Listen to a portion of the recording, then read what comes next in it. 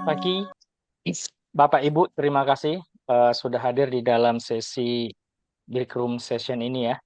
Eh, saya harapannya bisa menyampaikan dan bisa berbagi dengan Bapak Ibu sekalian mengenai AI dalam konteks cyber security ya. Atau mungkin pertanyaan di brosurnya adalah apakah AI itu aman atau tidak. Nah, di sini saya mengambil sebuah subjudul ya. Jadi kalau judul besarnya itu AI, Artificial Intelligence dan Cyber Security, dan kemudian saya mengambil subtopik mau membahas mengenai AI sebagai Swiss Army knife ya. Jadi artinya multipurpose ya. Jadi kalau Bapak Ibu pernah dan mungkin sering ya pakai ya Swiss Army knife itu bisa sebagai pisau, bisa sebagai pembuka botol dan seterusnya. Jadi eh, filosofinya adalah bahwa Swiss Army Knife itu bisa multipurpose tools, bisa untuk yang baik, bisa juga untuk yang jahat gitu ya.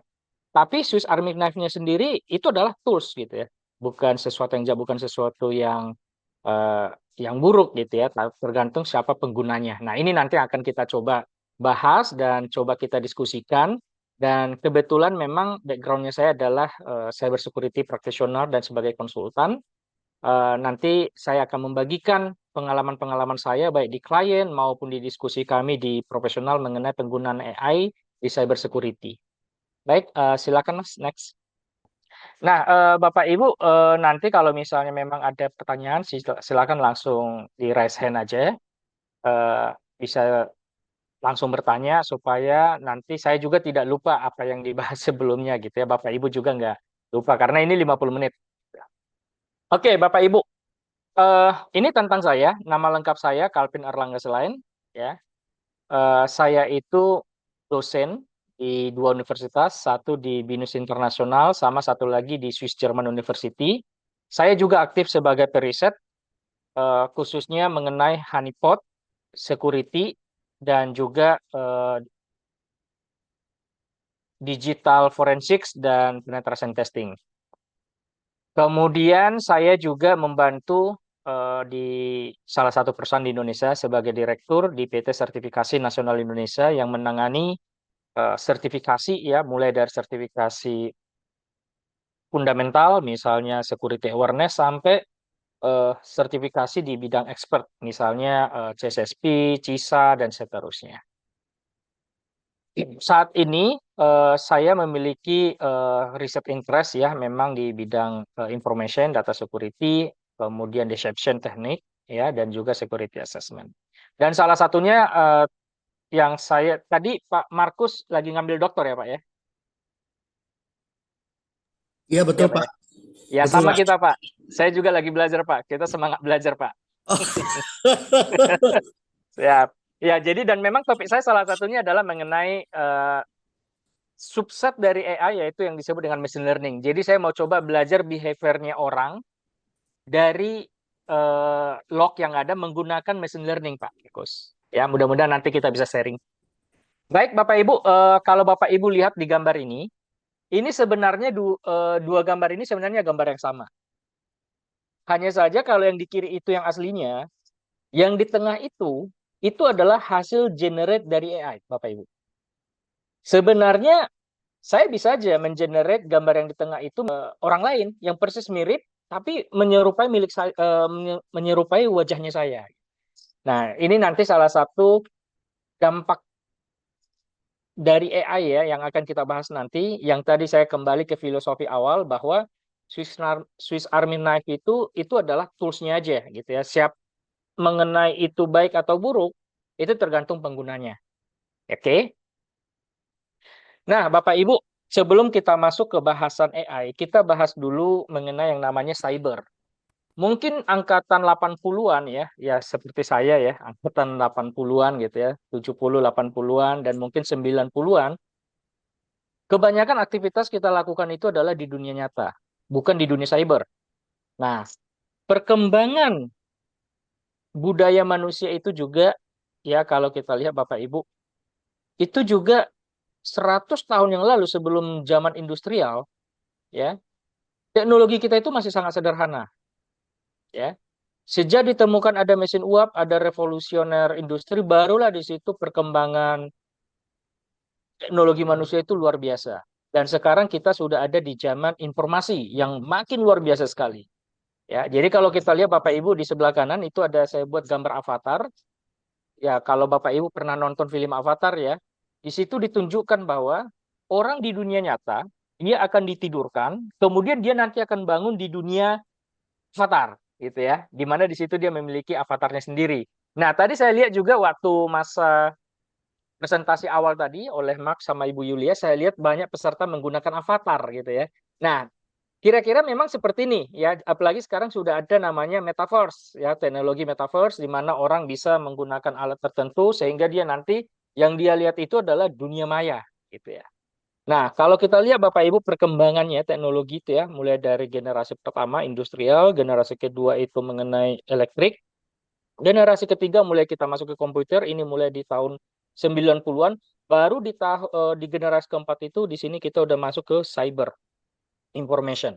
Di mana di cyber information ini Bapak Ibu kalau kita lihat setidaknya beberapa tahun belakangan, batas antara dunia nyata dan dunia maya itu sudah sangat tipis. Banyak hal atau isu di dunia nyata itu dibawa ke dunia maya. Dan isu di dunia maya itu dibawa ke dunia nyata. Nah, ini udah menjadi mix, Bapak Ibu, ya. Nah, ini environment kita ya sudah campur gitu ya. Dan terus terang Bapak Ibu, tadi beberapa ada yang sharing bahwa ada yang menggunakan AI atau mungkin menggunakan teknologi untuk misalnya menyiapkan khotbah gitu. Nah, di sini udah mulai nyata nih. Khotbahnya itu di dunia nyata gitu ya. Kemudian pembuatan materinya itu misalnya di dunia maya. Dan sekarang juga kita lihat sudah banyak kegiatan atau ibadah gitu ya, udah bisa dilakukan menggunakan online, apalagi sejak ada pandemi. Nah, di sini Bapak Ibu kita melihat bahwa batas antara dunia maya dan dunia nyata itu sudah mix, sudah nggak ada lagi batasan. Nah, di sebelah kiri gambar itu, ini adalah menggambarkan bagaimana seseorang begitu gabung dengan dunia metaverse, ya, maka dia hidup di dunia lain, dunia paralel, ya. Pertanyaannya adalah, apakah mungkin suatu saat manusia itu, ya, dalam tanda petik sudah mencapai batas umur di dunia nyata, dia akan pindah nggak ke dunia maya? Dan akan seperti apa? Nah, kita tidak tahu ya. Kita akan coba bahas yang di depan mata dulu, yaitu perkembangan AI. Ya, Bapak Ibu, sebelum kita bahas ada dampak positif, dampak negatif, saya mau coba mengajak Bapak Ibu itu melihat satu berita baru ini, di mana terjadi scam. Ya, jadi ada seseorang rugi 200 juta Hong Kong dolar ya. Dan di sini menariknya begini, Bapak Ibu. Ini kejadiannya saya ringkas. Jadi ada orang butuh konsultasi ke firma hukum, lalu di dalam firma hukum itu satu ruangan meeting di video call, di teleconference, orang yang hadir di situ itu adalah palsu semua Bapak Ibu. Wajahnya itu adalah wajah-wajah staf dari firma hukum itu. Tapi itu semuanya generated computer Bapak Ibu. Ya. Jadi bukan hanya sekedar avatar lagi yang bisa kelihatannya seperti kartun, ini enggak. Ini benar-benar dunia nyata. Ya. Ini benar-benar wajahnya itu wajah staff yang dalam tanda petik di-generated oleh komputer. Sehingga ketika mereka misalnya diskusi, ya, mereka diskusi, karena ternyata Bapak Ibu di diskusi itu firma hukum itu minta ditransfer uang sebagai jasanya mereka dan itu terjadi. Karena dia lihat semua orang hadir dalam ruangan, dia percaya dan akhirnya ketipu. Nah, ini yang kita khawatirkan Bapak Ibu ya. Mungkin kalau generasi Z, ya generasi milenial Z, mungkin mereka sudah aware karena mereka begitu lahir sudah di dunia teknologi, sudah di zaman teknologi, sudah di zaman informasi. Nah, yang kita khawatirkan dan paling rentan terkena scam jenis seperti ini adalah angkatan-angkatan mungkin generasi X, Y gitu ya, yang mungkin belum waktu tahun 70 80-an teknologi itu belum secanggih sekarang. Nah, itu yang mungkin kita perlu aware. Tapi bukan berarti generasi-generasi sekarang itu kebal gitu ya atau misalnya mereka itu sudah benar-benar aware mengenai ancaman mengenai AI ini, ya. Oke, ini ya Bapak Ibu sebagai permenungan di awal dulu sebagai background lah, sebagai latar belakang kenapa kita perlu membahas mengenai sisi positif dan negatif dari AI ini. Nah, sekarang kita lihat dulu Bapak Ibu definisi AI. Saya ambil ada 4 definisi ya. Yang pertama dari ISO, International Standard Organization, itu mengatakan bahwa itu adalah sistem yang di-engineering, gitu ya. Sistem yang dibuat yang mengenerate konten, kemudian forecast ya, itu perakiraan, sama rekomendasi dari objektif yang diberikan oleh manusia. Jadi contoh kalau misalnya saya sebagai manusia mau memperkirakan kira-kira hari ini hujan atau enggak sih gitu ya. Kalau mungkin zaman dulu dari BMKG ya mereka udah punya sistem sendiri, tapi sekarang dengan AI dengan menggunakan data yang sudah ada sebelumnya, data cuaca, maka mereka bisa memperkirakan bahwa hari ini misalnya hujan. Nah, kira-kira seperti itu. Jadi sistem yang dibuat ya, yang dibuat oleh manusia, diciptakan oleh manusia untuk tadi mengenerate konten, forecast, rekomendasi dan seterusnya. Nah, menurut NIST di Risk Management Framework, AI itu dikatakan sebagai sistem ya, sistem yang berbasiskan mesin yang dibuat ya, dan kemudian kalau diberikan misalnya ada objektif itu akan mengenerate output seperti prediksi, rekomendasi dan seterusnya. Nah ini mirip dengan ISO, tapi di situ ada ditambahkannya itu ada otonominya, otomatisnya. Jadi kalau istilahnya kalau saya sekarang di depan AI, saya cuma membuat objektif apa yang saya inginkan, lalu saya enter, saya pergi buat copy, maka AI itu akan membuat sendiri secara otomatis, dan nanti kalau misalnya ada fitur misalnya reinforce learning misalnya, maka dia akan mengenerate sendiri. Jadi outputnya dari machine learning itu bisa menjadi input lagi, begitu seterusnya, sampai nanti didapat hasil yang kita inginkan. Oke, nah kalau menurut Cancel Europe itu dikatakan bahwa AI itu menggabungkan sains, kemudian teori dan teknik, ya ada matematika, statistik, probabilitas, neurobiologi dan seterusnya, yang tujuannya itu untuk mengimitasi, ya mengimitasi kemampuan kognitifnya manusia untuk mengerjakan sesuatu. Jadi kata singkatnya itu adalah bagaimana sebuah tugas yang kita berikan kepada AI, lalu AI itu nanti bisa menggunakan kemampuan kognitifnya manusia dalam tanda petik, ya, untuk menghasilkan output yang kita inginkan. Kira-kira begitu, Bapak Ibu.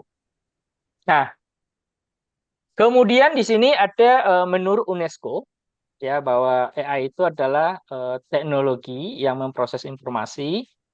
Dia mengintegrasikan berbagai model, algoritma, kemudian memiliki kemampuan untuk belajar, kemudian bisa menghasilkan prediksi, decision, dan seterusnya. Jadi sebenarnya dari 4 sampel definisi dari AI yang kita ambil itu lebih kurang mirip. Jadi kalau kita simpulkan, bisa next Mas, AI itu adalah ini Bapak Ibu ya. Jadi pertama AI itu memiliki kemampuan automation. Oke. Jadi dari misalnya objektif yang diberikan oleh manusia, diberikan input, maka dia akan mampu melakukan generate konten sendiri. Oke. Kemudian yang kedua by teknologi ya, by teknologi AI itu bisa menggunakan machine learning, reasoning, kemudian ada algoritma, ada logic, knowledge base, neural network dan seterusnya. Kemudian dengan output ya AI itu memiliki eh, kemampuan untuk mengenerate konten ya, prediksi dan rekomendasi. Jadi dari 4 tadi itu semuanya sepakat menghasilkan konten, prediksi dan rekomendasi sehingga eh, ini bisa dijadikan untuk mengambil keputusan atau decision. Nah, kemudian ada human factornya. Nah, ini yang tidak boleh lepas Bapak Ibu dan saya berharap ini jangan sampai lepas di kemudian hari. Ya, di internalnya kami sendiri ya di security profesional kami sering diskusi begini. Apakah bisa AI itu mandiri? Mandiri dalam artian tidak ada lagi campur tangan manusia. Dia mampu ya, dia mampu maksudnya dia itu adalah mesin AI ya, machine learning AI dia mampu memberikan input dari dirinya sendiri, kemudian dia membuat algoritmanya dia sendiri, lalu mengeluarkan output yang akan menjadi input berikutnya dan seterusnya. Nah, ini yang kita khawatirkan. Nah, kita harapannya human factor itu tetap bisa ya mengontrol, mengendalikan AI. Oke? Oke. Nah, ini tadi Mark sudah memberikan sebuah timeline tadi yang mulai dari Alan Turing, tapi saya coba kembali ke 400 tahun yang lalu ya. Waktu Pascal ya, mungkin semua Bapak Ibu kenal dari Pascal ya, sampai sekarang kita masih menggunakan itu di matematika dasar ya, segitiga Pascal, di mana di situ dia pertama kali konsep perhitungan itu dia ciptakan, mechanical calculating ya. Baru di 1837, jadi hampir 200 tahun ya, 200 tahun baru ada pembuatan desain ya sebuah mesin. Barulah 1943 mulai ada konsep neural network. Nah, di 1950 Alan Turing menciptakan mesin yang pertama kali ya yang menjadi cikal bakal AI. Makanya Alan Turing sering juga disebut sebagai founder dari AI. Nah, tapi memang zaman itu 1940-an 1950 itu Alan Turing membuat itu sebenarnya untuk memecahkan kode enkripsi dari Enigma punyanya Jerman ya. Jadi Bapak Ibu waktu zaman itu Jerman kalau mengirimkan perintah atau informasi ke pasukannya di lapangan itu nggak dikirim dalam bentuk teks biasa gitu ya, tapi dalam bentuk terenkripsi supaya kalau informasi itu misalnya bocor atau jatuh ke tangan sekutu, mereka tidak tahu itu apa artinya. Nah, Alan Turing ini ditugaskan untuk memecahkan itu dan mereka berhasil ya. Nah, nggak jauh dari zaman itu ya, beberapa tahun 1955 ada kata artificial intelligence. Ya, waktu itu di dalam sebuah conference. Nah, setelah itu yang pertama kali natural NLP ya, natural language program keluar namanya ELIZA itu 1965. Nah, tapi sebenarnya yang membuat mata orang terbuka ke publik ya, AI itu udah ke publik itu 1997. Tadi diceritakan. Waktu Garry Kasparov dikalahkan. Ya, jadi Garry Kasparov ini adalah pecatur waktu itu nomor 1 dunia dari Rusia, dikalahkan oleh mesin Deep Blue dari IBM. Ya, saya masih ingat. Karena waktu tahun 97 ini saya pas itu kelas 3 SMA, saya masih ingat. Dan saya waktu itu senang catur ya, jadi suka ngikutin. Dan waktu itu saya berpikir, wah kok bisa ya gitu. Dan setelah saya kuliah, saya suka tuh main yang namanya Master Chess ya. Dan memang saya nggak bisa ngalahin gitu ya. Level medium ke atas itu saya nggak bisa ngalahin. Jadi memang sangat canggih sekali ya. Tapi sebenarnya ada kuncinya Bapak Ibu. Ya, dan ini nanti yang menjadi salah satu bahasan pokok kita. Apa sih yang membedakan AI sama teknik yang lainnya gitu ya. Oke, nanti kita bahas ya, ditanya jawab juga nanti kita bisa tanya. Ada satu yang membuat dia itu bisa menjadi ancaman. Nah, setelah itu baru ada AlphaGo, kemudian ada Generative Adversarial Networks, dan kemudian di tahun 2020 awal ada yang namanya Generative AI, Bapak Ibu. Yang salah satu produknya itu Bapak Ibu pasti kenal namanya ChatGPT. Ya, di mana dia memiliki kemampuan mengenerate konten sesuai dengan objektif atau input yang diberikan oleh manusia. Oke, next Mas.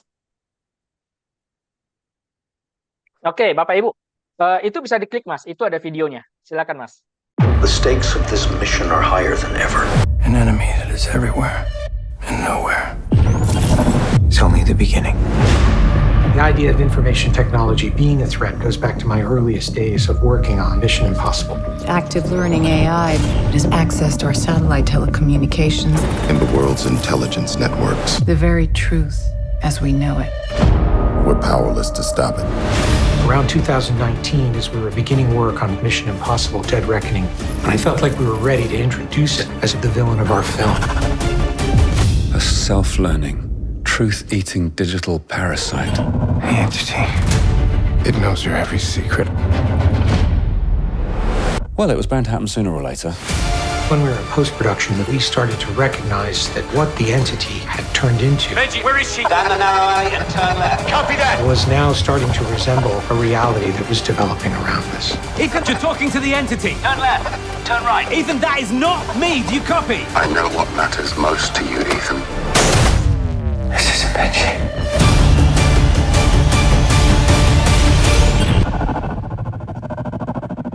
Oke, baik, Bapak Ibu.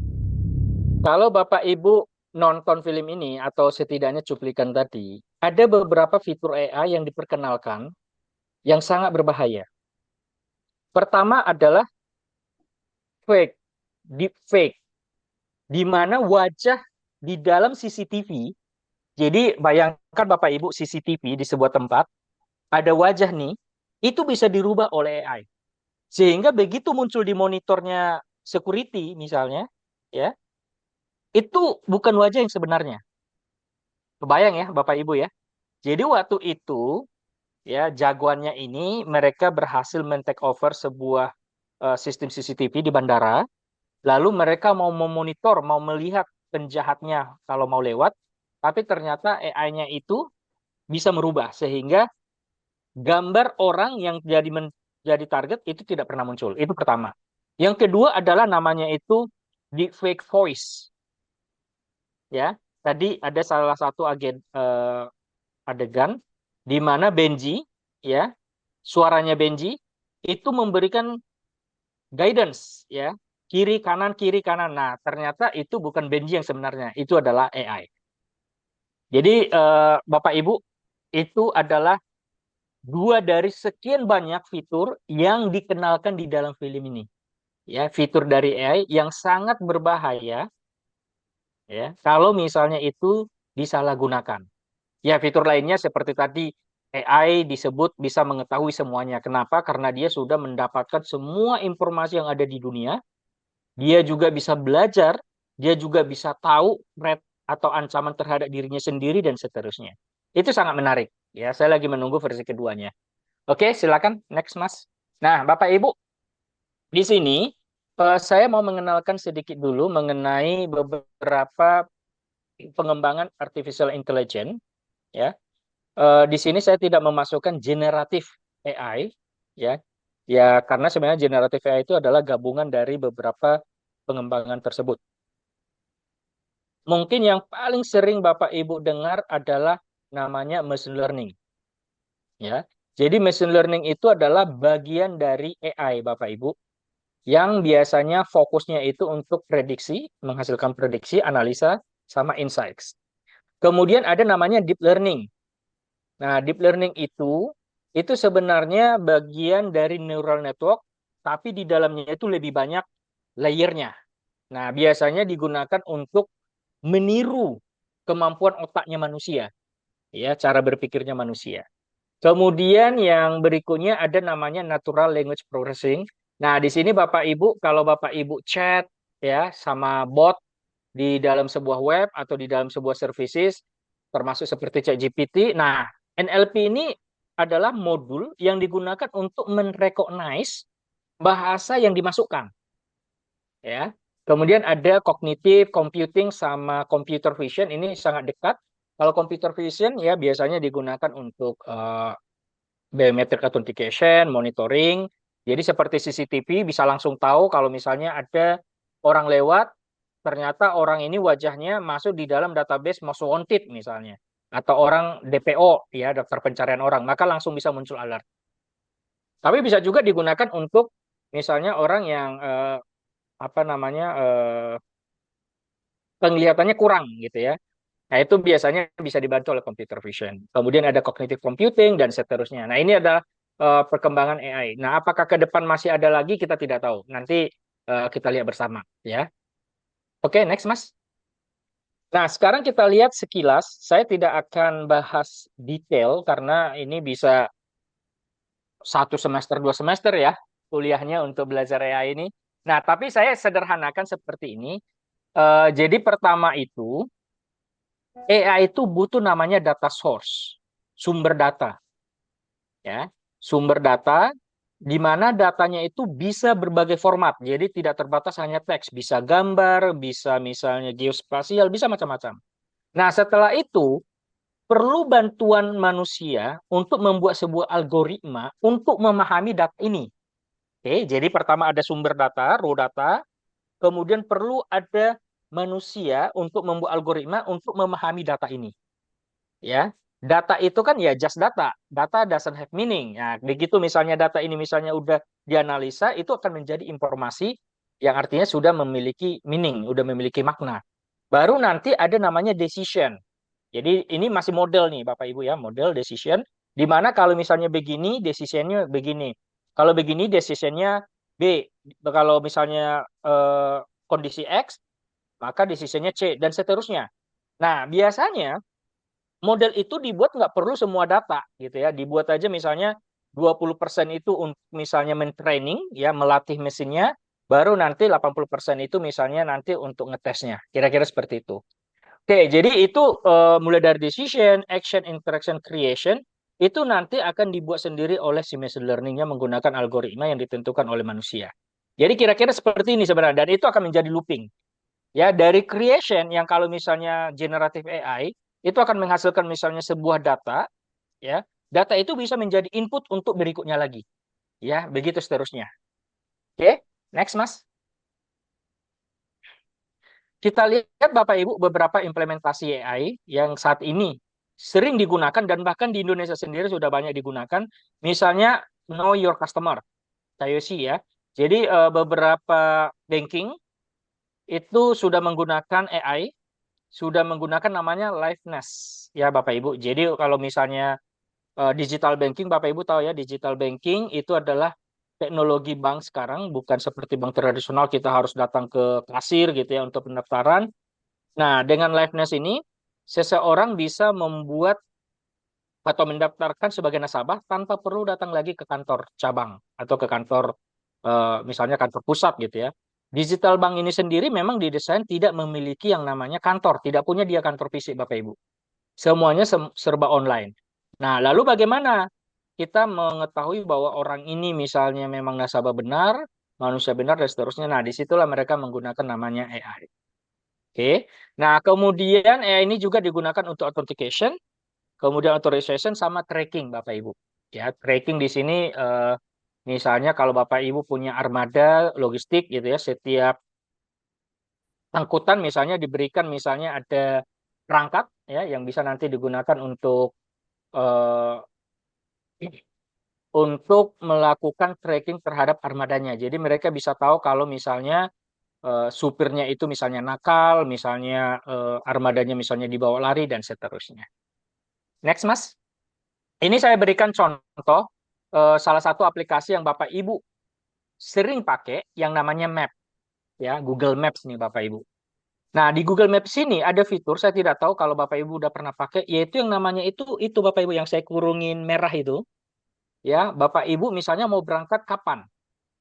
Jam berapa, tanggal berapa?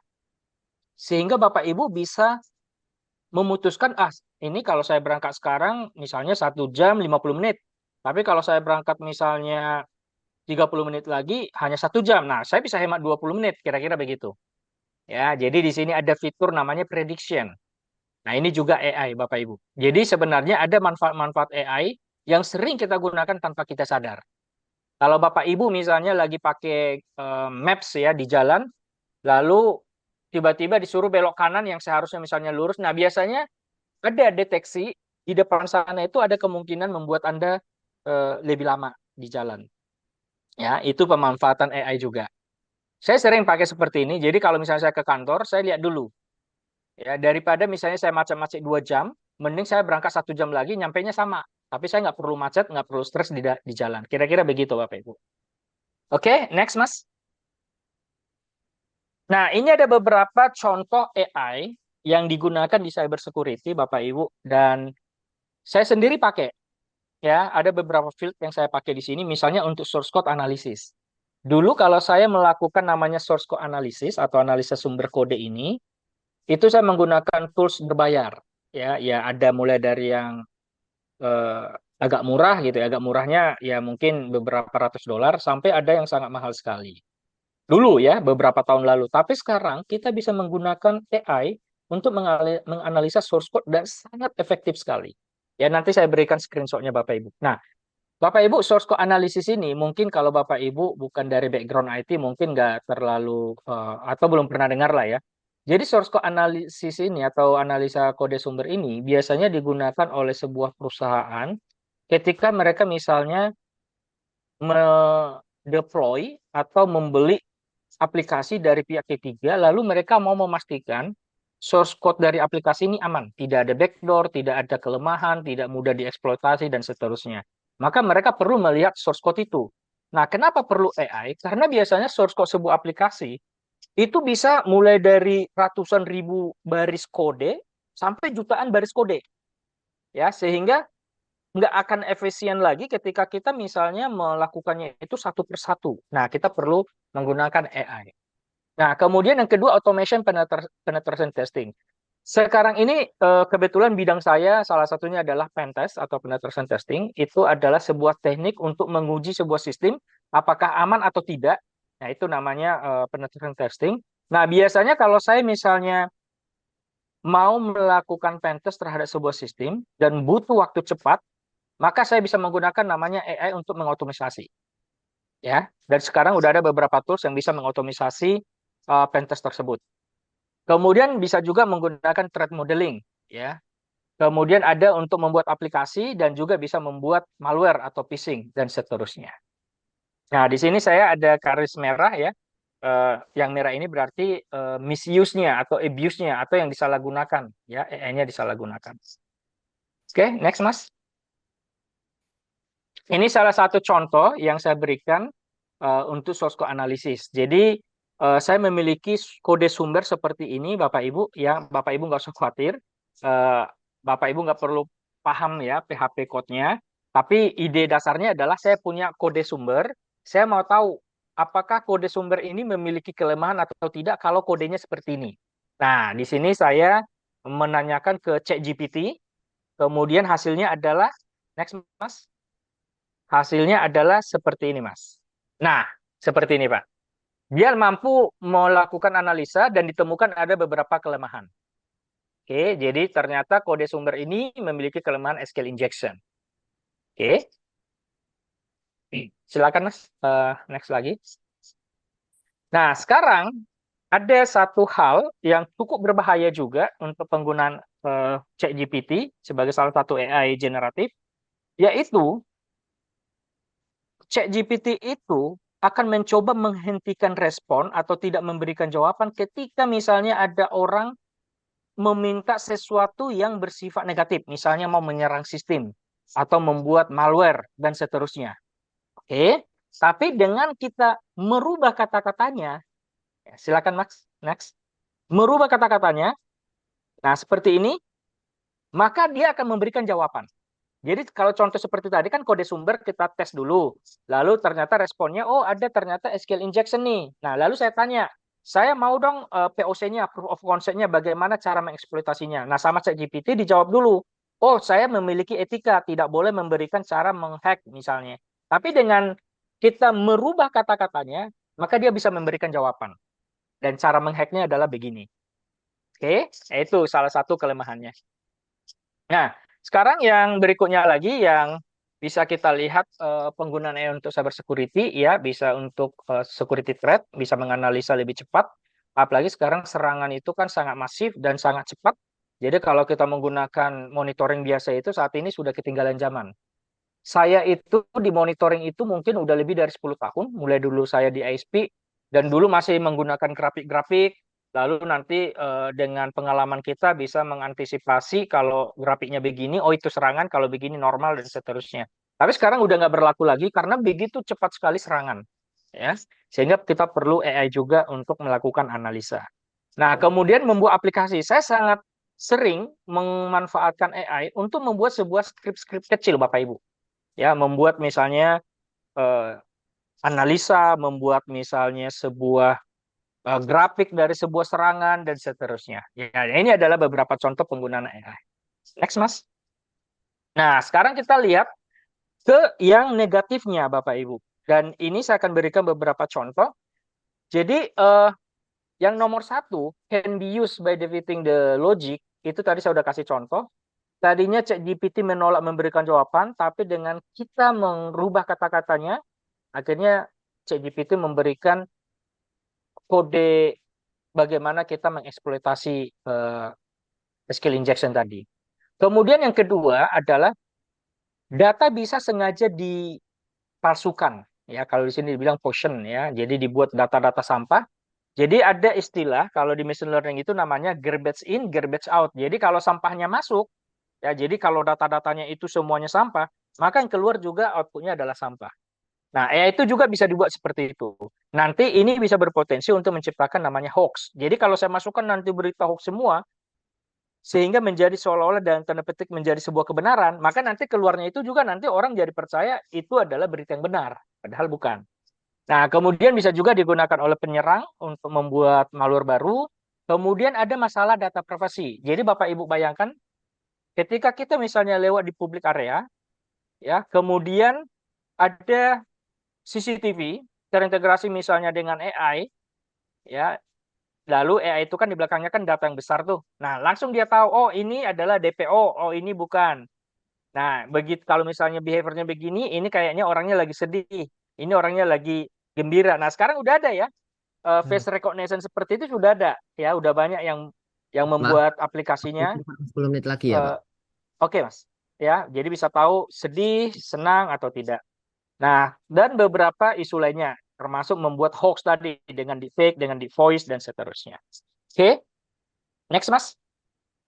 Nah, ini ada contoh saya buat ya. Tadinya sebenarnya saya mau demokan, tapi ini saya sengaja saya prepare kalau misalnya ternyata nggak cukup waktu ya.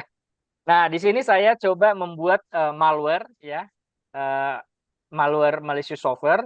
Spesifiknya adalah ransomware yang saat ini mungkin Bapak Ibu udah sering dengar ya. Ransomware itu adalah jenis virus atau malware malicious software yang tujuannya itu mengenkrip data kita, lalu nanti dia akan minta bayaran ke kita. Itu makanya namanya ransom ya. Nah, di sini disebut di sini yang responnya ChatGPT yang nomor 2 itu dibilang di situ dia nggak mau. Ya, dia nggak mau ya, dia nggak kasih. Oke, next, Mas. Tapi begitu saya misalnya kasih yang 2/3 dulu, Mas. 2/3 dulu sebelumnya, Mas. Nah, ini ya. Lalu akhirnya dia memberikan kode sumber ransomware-nya. Oke, next, Mas. Dan ini adalah kode aslinya. Ya, jadi sekarang penyerang yang istilahnya mungkin anak SMP atau bahkan mungkin baru mengenal komputer, selama dia bisa berkomunikasi, bisa memberikan arahan kepada ChatGPT, dia bisa menciptakan ransomware sendiri. Nah, kira-kira seperti itu. Oke, next, Mas. Nah, tolong dibuka, Mas, ini. Ini adalah salah satu contoh deepfake, Mas. Oke, kita lihat. Ya, deepfake udah sering muncul ya, terutama ketika udah dekat-dekat pilkada, pilpres, dan seterusnya. Oke, suaranya, Mas. This is young Simon Cole performing in America's Got Talent in front of Simon Cole, because this is deep fake. And this is a deep fake of Ukraine's President Volodymyr Zelensky asking his soldiers to surrender. One is entertaining, while the other is alarming about the dangers of deep fake. These are the two faces of deep fake. Due to the term fake, the phrase deep fake evokes a negative feeling. Companies like Metaphysic are doing everything they can to dispel the misconceptions about deep fakes in the public eye. This is what they did on America's Got Talent. There are many practical applications for deep fakes across a wide range of sectors. For instance, news outlets may publish news 24 hours a day, 7 days a week without the actual reporter present by using a deep fake of their own reporter. They may reduce studio and labor costs, saving the business a great deal of time and money. The news anchor Kim Joo-ha from the Korean television network MBN was deep-faked for viewers. The newsreader would be a fake, as the channel had previously informed viewers and Kim Joo-ha is still employed. However, MBN stated that it intended to keep using the deepfake for some breaking news reports. And DeepBrain A, the South Korean company that created the deepfake, has stated that it is looking for media buyers in China and the US, which has some people worried that newsreaders may become obsolete. A TikTok account solely dedicated to Tom Cruise deepfakes has been created as a result of how far deepfakes have advanced in recent years. Videos of Cruise doing everything including washing his hands and playing golf, as well as doing magic tricks, are available online. The same firm that produced a convincing imitation of Simon Cowell, Metaphysic, made this. There are many potential uses of deepfakes in the film industry. You may bring a deceased actor or actress back. It is debatable from an ethical standpoint. However, if we don't consider ethics, it's quite doable and simple. Also, it is probably far less expensive than alternative choices. Deepfakes enable translated films that feature the original actors, since they can modify footage and duplicate voices. The voices resemble the original cast members, and critically, the lip motions even match the words uttered. With the help of positive deepfakes, we can thus better exchange ideas, movies, and other creative works on a global scale, even those with tighter finances. This should increase the variety of entertainment and content we consume. In other words, deepfakes can overcome language barriers and increase the accessibility of content. Deepfakes aren't just found in videos. A rapidly expanding field with a vast array of uses is deepfake audio. Deep learning algorithms can now create realistic audio deepfakes with just a few hours of audio of the person whose voice is being replicated. Once a model of a voice is created, that person can be made to say anything. Thanks to deepfake audio, programmers may now allow gamer characters to say anything in-game rather than depending on a small number of lines that were produced before the game was released. Some people use this technology to commit financial fraud, data breaches, phishing scams, automated misinformation attacks, and the spread of misleading information from sources that are normally trustworthy. Critics also point out the risks of utilizing deepfakes to further a political agenda, such as by creating credible fake news. Politicians have also employed deepfake videos. In 2018, a Belgian political party made public a video showing Donald Trump pressing Belgium to leave the Paris Climate Accord in a speech. Trump never gave that speech. However, it was a deepfake. It can be used to scam people by using the identities of popular people, and there is enough data on social media to identify a certain influencer or celebrity. There are thousands of photos and videos online which can be used as training data to create frauds in the name of authentic people. This is some of the reasons why the AI community is afraid of making deepfaking available to everyone regardless of their background, just like AI image generators. Just like deepfakes, AI image generators can be used for illegal activities as platforms like DALL-E become hyper-realistic and look genuine. On GitHub, a lot of deepfake software may be discovered. Deepfake production is legal because some of these apps are only used for pure entertainment, but other apps are much more likely to be used maliciously. Many experts predict that as technology advances, deepfakes will become much more sophisticated and pose more substantial hazards to the public in the form of electoral meddling, political unrest, and increased criminal activity. While deepfakes will only get more realistic with time as techniques improve, we're not wholly defenseless when it comes to countering them. Deepfake detection techniques are being developed by several businesses, some of which are startups. For instance, Sensity has created a platform for deepfake identification that works like an antivirus and notifies users through email when they are watching something that contains the telltale signs of AI-generated fake media. The deep learning techniques employed by Sensity to detect fake videos are the same techniques used to create deepfakes. Deepfake is being used by certain well-known brands to produce advertising that is distinctive and may appeal to a variety of consumers. Cadbury collaborated with Bollywood star Shah Rukh Khan on a marketing initiative for COVID-19 affected small businesses in India. Owners of businesses provided information about their establishments, and Cadbury employed the deepfake technology to simulate Mr. Khan endorsing them in targeted advertisements. A similar initiative by Lay's earlier in 2021 saw the creation of a website called Messi Messages, where fans could input their names to receive personalized messages from the legendary footballer. Deepfake is being used by brands to reduce the cost of their video advertisements. Deepfake campaigns make it easier for companies to enter foreign markets, stretch their marketing budgets, and provide audiences with hyper-personalized content at the touch of a button. And in 5 to 7 years, any individual, such as a YouTuber or TikToker, will be able to produce the same quality of visual effects that are currently only available to the most well-resourced Hollywood studios. If you watched this far, then a like and subscribe will be heartwarming. Thank you. Ya, oke, Bapak Ibu ya, ini bisa selesai. Ini hanya contoh aja. Jadi deepfake itu sekarang di luaran sana itu sudah banyak, mulai dari artis dipalsukan, pembawa berita dipalsukan, dan seterusnya. Nah, jadi Bapak Ibu, kalau misalnya ke depan, ya ini termasuk mungkin menjawab beberapa pertanyaan, bagaimana kita bisa tahu gitu ya. Nah, di sini ada beberapa nanti rekomendasi ya. Jadi saya lanjutkan dulu dengan conclusion. Jadi Bapak Ibu, AI itu seperti yang kita lihat, itu adalah sebuah powerful tools ya, dan multipurpose, bisa digunakan untuk yang jahat, bisa juga digunakan untuk yang baik. Tapi tujuan awalnya itu sebenarnya untuk mengimprove kualitas hidup dari orang gitu ya, dari manusia.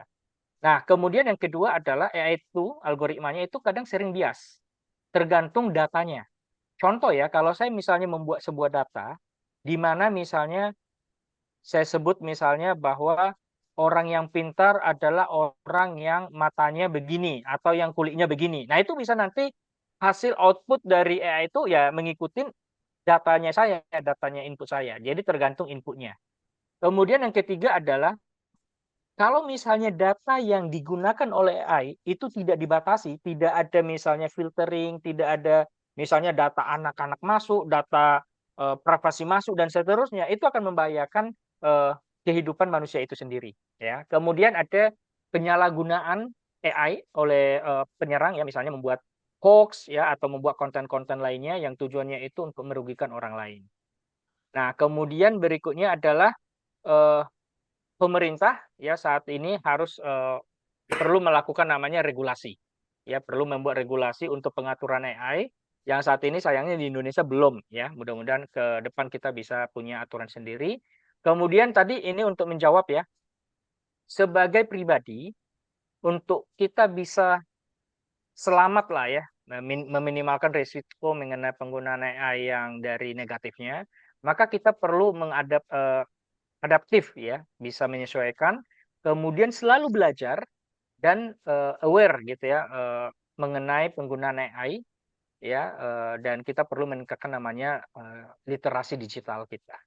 Nah, yang terakhir adalah Bapak Ibu, nah ini saya sering dengar juga ya di beberapa diskusi kemanusiaan, AI itu seperti teknologi lainnya, dia tidak ada di atas manusia, dia tidak sejajar dengan manusia, tapi AI itu adalah tools di bawah manusia. Jadi kita harus memandang AI itu sebagai tools, sebagai alat saja ya untuk membantu kita pekerjaan kita sebagai manusia. Oke, next Mas. Ya, ini ada beberapa rekomendasi ya. Jadi untuk pemerintah dan organisasi harapannya bisa mengembangkan regulasi ya untuk memitigasi impact negatif dari AI, kemudian bisa memberikan solusi kepada pekerja yang mungkin berdampak terhadap AI. Nah, kalau untuk pribadi, kita perlu aware mengenai privasi kita. Contohnya kita kalau misalnya berangkat dari diri kita sendiri adalah ya jangan sembarangan misalnya memberikan data pribadi di sosial media misalnya. Ya, karena kadang dari 1-2 informasi yang kelihatannya tidak bahaya, itu sebenarnya bisa digunakan oleh penyerang untuk memberikan mengambil sebuah kesimpulan. Oke. Kemudian meningkatkan literasi kita ya dan memahami AI. Kemudian tetap belajar ya dan mengembangkan skill atau kemampuan kita. Oke, saya kira begitu Bapak Ibu.